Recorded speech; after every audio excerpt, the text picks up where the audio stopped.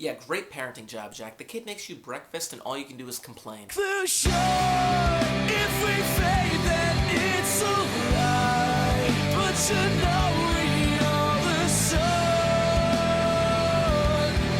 and we'll This is Lost Buds for episode 16 entitled, What They Died For. This week we'll talk about what's in your secret room, get rid of another non-essential character, and find out how much I've changed in 6 years. This episode was the perfect setup for the finale. In both worlds, things are happening. Plot advancement is the key phrase, and plenty of it is the name of the game. So let's get going. We start off in the Boom world with Jack waking up. I love how this far into the show we're still focusing on the eyes opening. Jack looks into the mirror and sees another cut on his neck, just like on Flight 815. How does the cut relate to what's happening to him in the Dud world? He's also looking into a mirror again, which we still don't know what the true connection is. Jack's son made breakfast. Would it kill him to make something warm? I'm sorry, cereal is not making breakfast. David reminds Jack of the concert that's tonight. I'm assuming this is the one that Daniel Faraday's putting together. What if Charlie Pace showed up at the concert tonight? That would be historic. Is your mom coming too? Jack's ex-wife should be Juliet, and if it's not, I'm gonna flip out. It would be a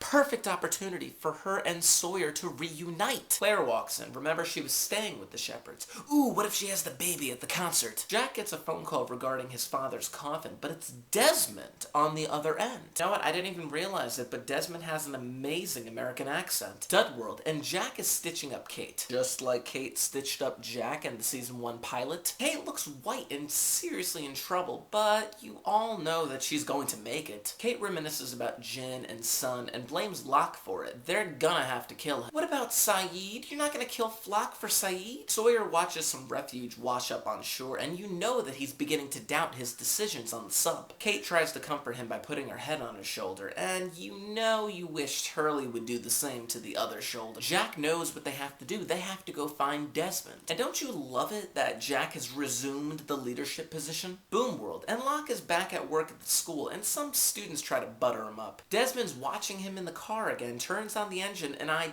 totally thought he was going to run him down again. However, Ben shows up and attempts to stop Desmond by shouting for help. Notice that no one came. Ben's going to make a citizen's arrest? Yeah, he's just going to get the crap beat out of him. Desmond isn't here to hurt Locke. He's here to help him let go. Also to beat the crap out of Ben. And Ben gets flashes of the Dud world where Desmond beat the crap out of him on season 5. Do you remember that awesome scene with Ben falling into the water and the blood pouring out of his nose? And the question still remains, how does Desmond know to do all these things for these people? Dud world, and Ben is leading Miles and Richard back to Dharmaville, not knowing that the plane is already rigged with explosives and the sub has already sunk. Ben wants to get some C4. All of a sudden, Miles' spidey senses go off because he gets word from dead Alex. Apparently, Richard buried her on that spot after Ben and company left. They get into the house, into the secret Egyptian door that Ben had in secret room, where he could summon the monster before he realized it was summoning him. That was an awesome line. They're gonna blow the hell out of the plane. They better take it all. You're gonna find out that Michael Emerson is fantastic this week. There's a noise, and apparently Zoe's in the kitchen. What the heck was she looking for? Who is she? She's with him,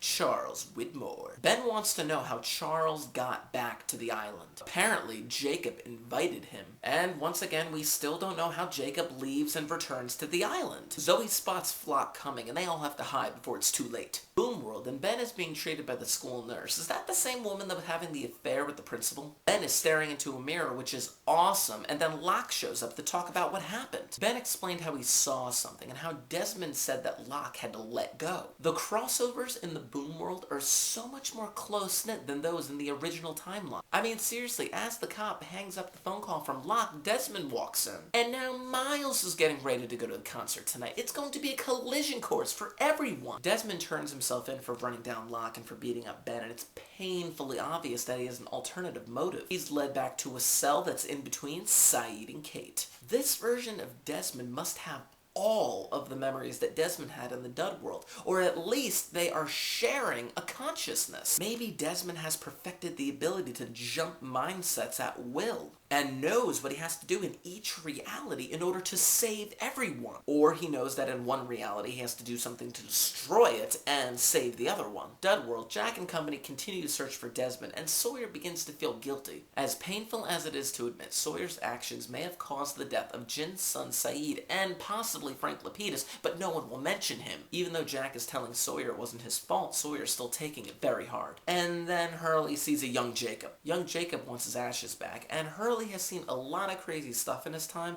but why would he argue a little island boy that no one else can see? Hurley chases after the little boy only to find Jacob sitting at a campfire. Hurley asks Jacob where he's been, and Jacob says it doesn't matter, he's here now. Which begs the question, where has Jacob been? He said that his ashes are in the campfire, and when the fire goes out, he will be gone too. Hurley needs to get the others because they are very close to the end. Yeah. It's on Sunday. Back in Dharmaville, Miles wants to run because Flock is on his way. Widmore wants to hide, and Ben wants to face his fate head on. Ben has a plan, and he asks Widmore for his walkie-talkie. Why? Because he asked. Is that another rule, like if you ask for something, you get it? Miles gets a walkie in case Ben needs him, and Ben and Richard stay behind. Deserted Dharmaville is an amazing set. You hear the clicks, the roar, and Richard is thrown into a tree. He's still alive? But that was still awesome. Meanwhile, Ben sits down like he's had a long day at the farm. I mean, after Flock shows up, he even offers him lemonade. I'll have a glass. Flock needs Ben to kill some people, and then he'll have the island all to himself. Ben then gives up Widmore because he's hiding in my closet. Boom World, and Ben is going home, but Alex walks up. She's very concerned about what happened and offers him a ride home with her mom, Danielle Russo. And yay, she's normal, except for that kidnapping comment. After dinner, Danielle explains to Ben that he's the closest thing that Alex has had to a father, which brings him to tears. Okay, for realsies, how many people thought that Ben and Danielle were going to kiss before that scene let out? Dud World, and Ben shows Flock where Widmore and Zoe are. Flock exchanges some pleasantries, asks who the woman is. She tries to introduce herself, Widmore shushes her, and of course Flock slices her throat. Awesome. Zoe has now joined the ranks of Caesar, Alana, Dogan, Lennon, Bram, etc. As characters we barely knew were just recently introduced and were killed off just as quick. Kinda lame.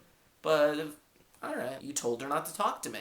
That made her pointless. My thoughts exactly. Flock knows that the only way to threaten Widmore is with the one thing that he still cares about. Penny. He promises not to kill her if Widmore talks to him. Widmore then explains how he brought Desmond back to the island because of his ability with electromagnetism. Desmond's last resort. A last resort for what? Whisper it to me. But before he can get it out, Ben shoots Widmore. Doesn't get to save his daughter. If that's not an Emmy-worthy line, I don't know what is. Did you say that there were some other people to kill? Jack and company show up at Jacob's campfire. Jacob welcomes each of them, and apparently they can all see him. Does Jacob choose who can see him and who can't? Kate wants definite answers. She wants to know if Jin's son and Saeed are dead because their names were written on the wall. All Jacob does is apologize, so he never truly answered that question. Kate wants to know that they didn't die for nothing, so Jacob's gonna tell them what they died for. Not only that, why he chose everyone. By the time the fire burns out, someone will be the new Jacob, the new protector of the island. Boom World, we're in Jack's office and Locke wheels in. Locke explains the series of events that led to him coming into Jack's office. It's a series of twists and turns and coincidences, and ultimately what Locke has come to believe as fate. Maybe Jack is supposed to fix him. Jack tells Locke that he's mistaking coincidence for fate, another famous line. But Locke is still ready to get out of that chair. Dud World. And why did Jacob bring them all to the island? Because Jacob made the mistake of accidentally creating the smoke monster. Jacob is saying that he made him that way, implying the monster is still his brother. Now that Jacob is dead, he needs someone to replace him. Sawyer asks the obvious question, why does he have to pay for Jacob's mistake? Why did Jacob mess with his life? Jacob brought them to the island because none of them were in a happy existence. They were all flawed. He chose them because they were all like Jacob. They were alone. They were searching for something that they couldn't find. They needed the island as much as the island needed them.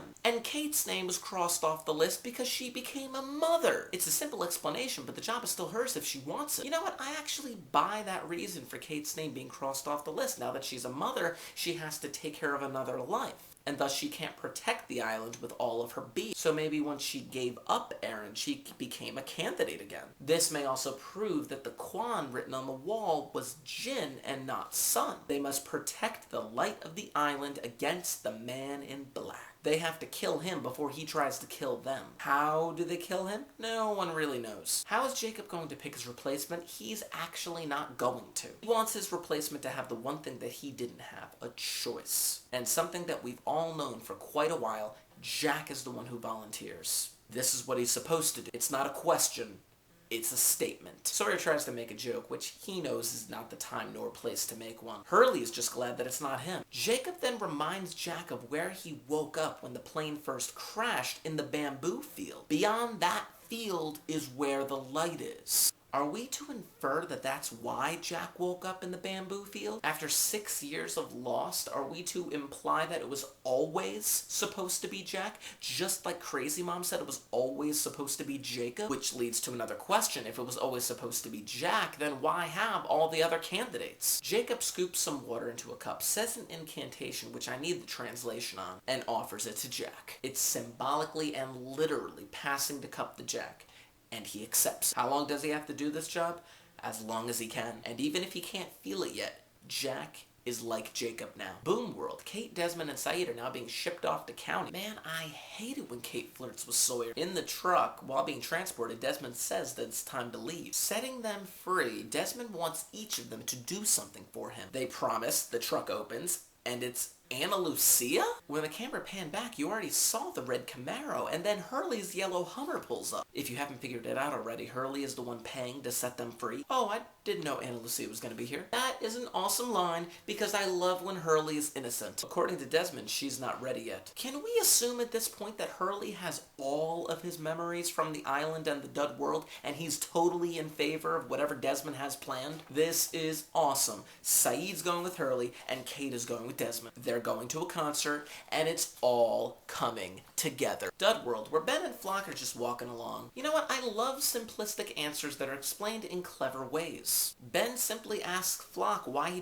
just doesn't turn himself into smoke and just fly around the island instead of walking. Simply put, Flock likes the feel of his feet on the ground. It reminds him when he used to be human. So he's still the Man in Black, just not human.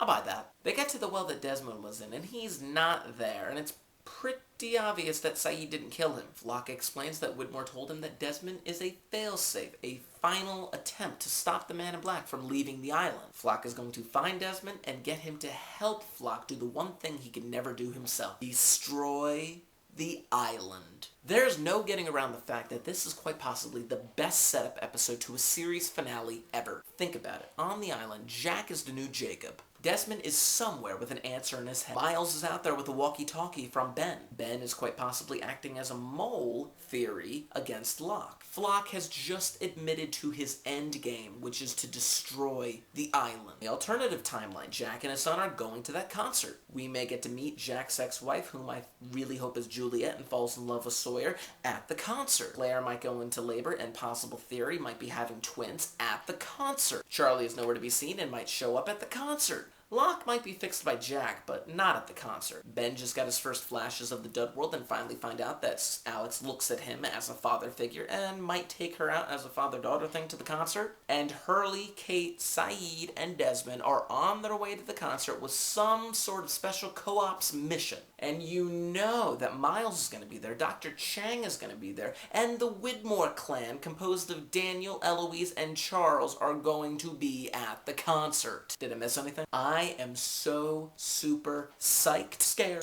angry, and any other emotion under the sun waiting for this finale. This is going to be one of the biggest television events in history, comparing itself to the 1983 series finale of MASH. Believe me, I love MASH.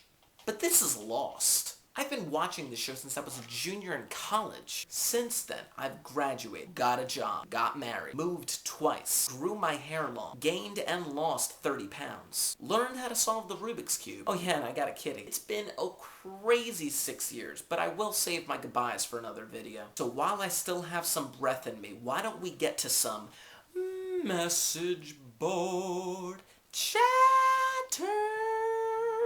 Somebody posted the lyrics to the Rolling Stones' Sympathy for the Devil, and it really set me off for plot lines in this show. It got me thinking about all of the books, movies, and songs that people reference in accordance with Lost. Lost, as unique and amazing as it is, has a deep down theme of everything. The human condition, and trying to capture it in a microcosm, is a difficult thing to do entirely, but only possible to do it in small pieces. Books, movies, and songs all nail certain pieces of the human condition, but Lost has managed to gather them together in a nutshell of a program. And that's possibly why every week we turn to a different form of media in referring to the plot of our show and trying to get answers. Different posts talk about how if you go back and watch that scene where Desmond beat up Ben on the car, he actually made contact with Michael Emerson's nose. And according to some internet reports, Michael Emerson legitimately got hurt. And finally, a bunch of people are talking about Lost